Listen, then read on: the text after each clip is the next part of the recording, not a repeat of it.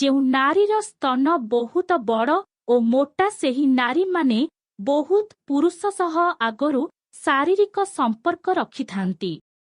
ପୁରୁଷମାନଙ୍କ ଅପେକ୍ଷା ମହିଳାମାନଙ୍କର ଅଧିକ ସମୟ ସେକ୍ସ କରିବାର ଶକ୍ତି ରହିଥାଏ।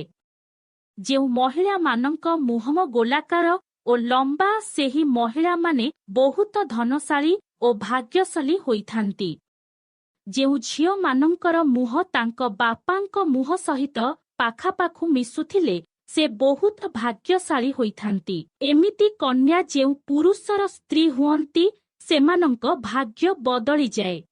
ସୋମବାର ଦିନ କେବେ ବି ସ୍ତ୍ରୀ ସହିତ ଶାରୀରିକ ସମ୍ପର୍କ ରଖିବା ଉଚିତ ନୁହେଁ, କାରଣ ସେହିଦିନ ଯଦି ସ୍ତ୍ରୀ ସହିତ ସମ୍ପର୍କ ରଖିବେ ମହାଦେବଙ୍କର କୋପ ଦୃଷ୍ଟି ପଡ଼ିଥାଏ। ଯଦି ଆପଣ ପୁତ୍ର ସନ୍ତାନ ଚାହୁଁଛନ୍ତି ତାହେଲେ ମଙ୍ଗଳବାର ଦିନ ସକାଳୁ ମା ମଙ୍ଗଳାଙ୍କୁ ନଦିଆ ଦାନ କଲେ ପୁତ୍ର ସନ୍ତାନ ପ୍ରାପ୍ତ ହୋଇଥାଏ। ବିଛଣାରେ ଶୋଇଥିବା ବେଳେ ନିଜର ପ୍ରତିବିମ୍ବ ଆଇନାରେ ଦେଖିବା ଉଚିତ ନୁହେଁ। ଏହା ଅମଙ୍ଗଳ ହୋଇଥାଏ ଏବଂ ଖରାପ ଶକ୍ତିର ପ୍ରଭାବ ଆପଣଙ୍କ ଉପରେ ପଡ଼ିଥାଏ। ଯଦି କୌଣସି ମହିଳା ସହିତ ଗୋଟେ ମାସ ପର୍ଯ୍ୟନ୍ତ ସେକ୍ସ ନ କରାଯାଏ ତାହେଲେ ସେ ମହିଳା ନିଜ ଯୋନିରେ କାକୁଡ଼ି କିମ୍ବା ଗାଜର ପୁରାଇ ସେକ୍ସର ଶାନ୍ତି ପାଆନ୍ତି। ବିବାହ ପରେ ଯଦି କୌଣସି ମହିଳା ପର ପୁରୁଷ ସହିତ ଖରାପ ସମ୍ପର୍କ ରଖେ ସେହିଭଳି ମହିଳାଙ୍କ ଜୀବନ ଦୁଃଖମୟ ହୋଇଥାଏ। ଏହିଭଳି ମହିଳାଙ୍କୁ ନ କରେ ମଧ୍ୟ ଜାଗା ମିଳିନଥାଏ।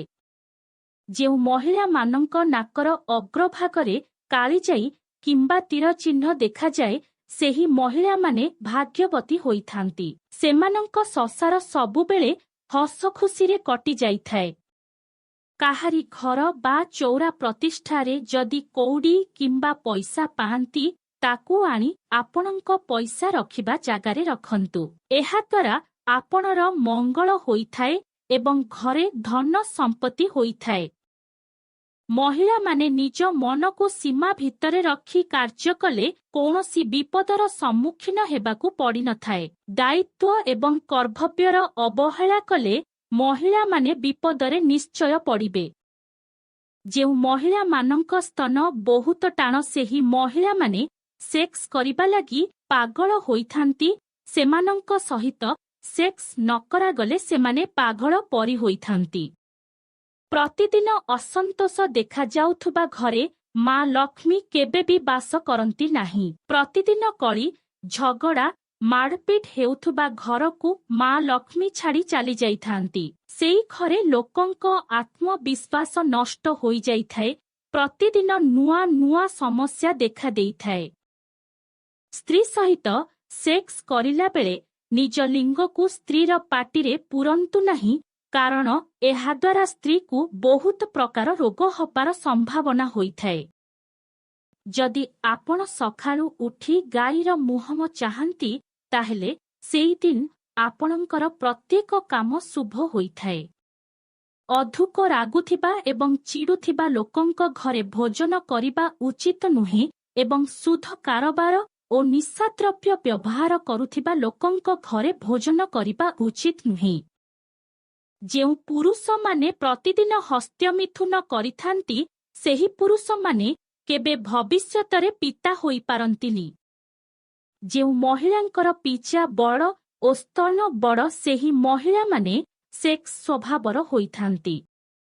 ଯେଉଁ ମହିଳାମାନଙ୍କ ମୁହଁରେ ବ୍ରଣ ହୋଇଥାଏ ସେହି ମହିଳାମାନେ ବେଶ୍ୟା ହୋଇଥାନ୍ତି। ସ୍ୱାମୀ ସ୍ତ୍ରୀଙ୍କ ମଧ୍ୟରେ ଝଗଡ଼ା ହେଉଥିଲେ ବା ସମ୍ପର୍କ ଖରାପ ହେଉଥିଲେ ତେବେ ଶୋଇବା ସମୟରେ ସ୍ୱାମୀଙ୍କ ତକିଆ ତଳେ କର୍ପୂର ରଖି ସକାଳେ ଜଳାଇବା ଦ୍ୱାରା ସମ୍ପର୍କରେ ନିବିଡ଼ତା ଆସିଥାଏ। ମଥାରେ ତିଳକ ଲଗାଇ ଶୋଇବା ଉଚିତ ନୁହେଁ। ଘରର ବିମ ତଳେ ଛାତି ଉପରେ ହାତ ରଖିକି ଗୋଡ଼ ଉପରେ ଗୋଡ଼ ରଖିକି କେବେ ବି ଶୋଇବା ଉଚିତ ନୁହେଁ। ଏହା ଅଶୁଭ ହୋଇଥାଏ। ଯଦି ଆପଣ ବାରବାର ଦୁର୍ଘଟଣାରେ ସମ୍ମୁଖୀନ ହେଉଛନ୍ତି ତେବେ ବାହାରକୁ ଯିବା ସମୟରେ ଆପଣ ଦୁବଦୁଇକେରା ସାଙ୍ଗରେ ନେଇକି ଯାଆନ୍ତୁ। ଆପଣଙ୍କର ମଙ୍ଗଳ ହେବ। ଯେଉଁ ମହିଳାମାନଙ୍କର କପାଳରେ କଳାଜାଇ ରହିଥାଏ ସେହି ମହିଳାମାନେ ଧନବାନ ଏବଂ ସୌଭାଗ୍ୟଶାଳୀ ହୋଇଥାନ୍ତି। ଏହିମାନଙ୍କ ଜୀବନରେ ଅଭାବ ଅସୁବିଧା ପାଖ ମାଡ଼ି ନଥାଏ।